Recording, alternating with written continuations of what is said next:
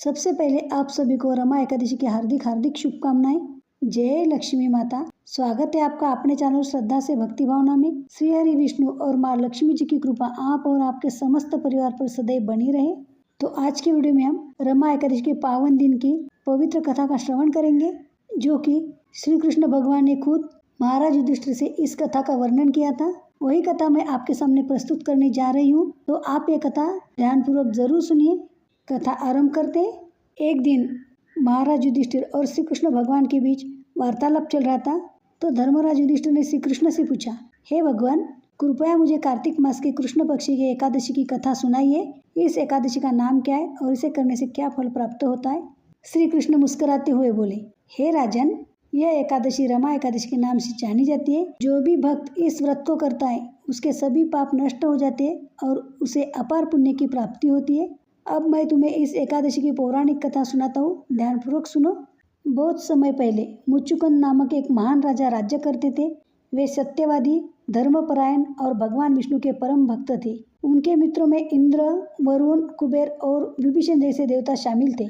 उनकी एक सुंदर और गुणवान पुत्री थी जिसका नाम चंद्रभागा था। जब वह बड़ी हुई तो राजा ने उसका विवाह राजा चंद्रसेन के पुत्र शोभन के साथ कर दिया। एक बार चंद्रभागा अपने ससुराल में थी, तभी कार्तिक मास की एकादशी आई। उसे याद आया कि उसके पिता के राज्य में यह नियम था कि एकादशी के दिन कोई भी व्यक्ति भोजन या जल ग्रहण नहीं करता। यहाँ तक कि जानवरों को भी उस दिन भोजन नहीं दिया जाता था। चंद्रभागा सोचने लगी, मेरे पति शोभन बहुत दुर्बल है, वे यह कठोर व्रत कैसे कर पाएंगे? राजा शोभन ने अपनी पत्नी से कहा, प्रिय चंद्रभागा, मुझे बताओ मैं क्या करूं? मैं बहुत कमजोर हूँ, क्या मैं इस व्रत को निभा पाऊंगा? चंद्रभागा बोली, हे स्वामी, मेरे पिता के राज्य में कोई भी व्यक्ति एकादशी के दिन भोजन नहीं करता। यदि आप इस नियम का पालन नहीं कर सकते तो किसी दूसरे राज्य में चले जाइए। यदि आप यहाँ रहेंगे तो आपको व्रत करना ही पड़ेगा। शोभन ने उत्तर दिया, तुम्हारी बात सही है प्रिय, लेकिन मैं इस व्रत को अवश्य करूँगा। मेरे भाग्य में जो लिखा वही होगा। शोभन ने श्रद्धा से एकादशी का व्रत रखा। जैसे जैसे दिन बीता वह और अधिक कमज़ोर होता गया। जब रात आई और जागरण का समय हुआ तब उसकी स्थिति और भी खराब हो गई। अंततः भोर होने से पहले ही शोभन की मृत्यु हो गई। उसके शरीर का अंतिम संस्कार विधिपूर्वक कर दिया गया। चंद्रभागा ने पति के साथ सती न होकर अपने पिता के घर लौटने का निर्णय लिया। रमा एकादशी के व्रत के प्रभाव से शोभन को मंदराचल पर्वत पर एक दिव्य और सुंदर नगर प्राप्त हुआ। वह नगर सोने चांदी से बना हुआ था, जहाँ सब प्रकार के सुख सुविधाएं थी और कोई शत्रु नहीं था। शोभन वहाँ राजा बनकर निवास करने लगा, परंतु उसका राज्य अध्रुव यानी अस्थायी था। कुछ समय बाद मुच्चुकुंद के राज्य का एक ब्राह्मण सोम शर्मा तीर्थ यात्रा के लिए निकला। घूमते घूमते वह मंदराचल पर्वत पहुंचा, जहाँ उसने वह अद्भुत नगर देखा। नगर के वैभव को देखकर वह आश्चर्यचकित हो गया। जब उसने वहाँ के राजा को देखा तो पहचान लिया कि यह तो उसके राजा का दामाद शोभन है। ब्राह्मण ने शोभन से जाकर कहा, राजन, मैं आपके ससुर मुच्चुकुंद के राज्य से आया हूँ। वहाँ सब कुशल है। आपकी पत्नी चंद्रभागा भी प्रसन्न है। शोभन ने प्रसन्न होकर कहा, हे ब्राह्मण, मेरे ससुर और पत्नी कुशल है, यह सुनकर मुझे बहुत अच्छा लगा। तुम बताओ, तुम्हें यह नगर कैसा लगा? ब्राह्मण बोला, राजन, यह नगर अत्यंत सुंदर और अलौकिक है। मुझे आश्चर्य है कि आपको इतना वैभव कैसे प्राप्त हुआ? शोभन ने कहा, हे ब्राह्मण, यह सब रमा एकादशी व्रत के प्रभाव से मिला है। मैंने श्रद्धा से व्रत किया था, जिससे मुझे यह अद्भुत राज्य प्राप्त हुआ, पर यह राज्य स्थायी नहीं है। यदि मेरी पत्नी चंद्रभागा इस व्रत के पुण्य से इसे स्थायी बना दे तो यह सदैव बना रहेगा। ब्राह्मण ने कहा, हे राजन, मैं यह बात चंद्रभागा तक अवश्य पहुंचाऊंगा। जब ब्राह्मण लौटकर चंद्रभागा के पास पहुंचा तो उसने सारा वृत्तांत सुनाया। चंद्रभागा ने कहा, हे ब्राह्मण, मुझे उस नगर में ले चलो।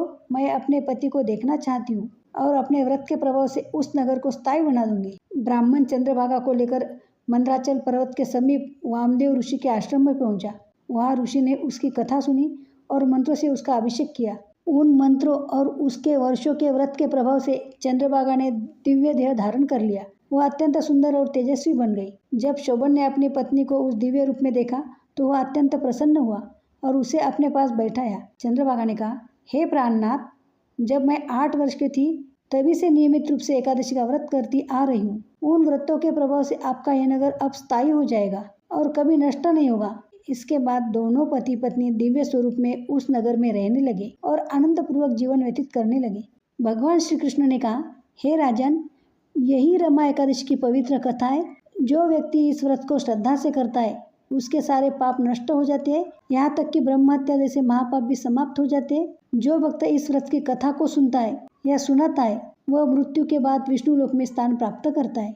रमा एकादशी केवल व्रत नहीं बल्कि श्रद्धा, भक्ति और संयम का प्रतीक है। यह व्रत मनुष्य के जीवन में पवित्रता लाता है, मन को शुद्ध करता है और जीवन में सुख समृद्धि की वृद्धि करता है। माता लक्ष्मी की कृपा से व्यक्ति के घर में धन, शांति और सौभाग्य का वास होता है। इसलिए प्रत्येक भक्त को इस पवित्र तिथि पर भगवान विष्णु और माता लक्ष्मी की आराधना अवश्य करनी चाहिए। तो इस पावन रमा एकादशी का व्रत इस साल 17 अक्टूबर 2025 शुक्रवार को रखा जाएगा और पारण 18 अक्टूबर की सुबह शुभ मुहूर्त में किया जाएगा। यदि आपको मेरे द्वारा सुनाई गई है रमा एकादशी व्रत की कथा पसंद आई हो तो वीडियो को लाइक कीजिए, चैनल को सब्सक्राइब कीजिए, ज़्यादा से ज़्यादा शेयर कीजिए और कमेंट में श्री हरि विष्णु और माँ लक्ष्मी जी के नामों का जयकारा जरूर लगा दें। तो मिलते हैं ऐसे एक और वीडियो के साथ। धन्यवाद। जय लक्ष्मी माता। ओम नमो भगवते वासुदेवाय नमः।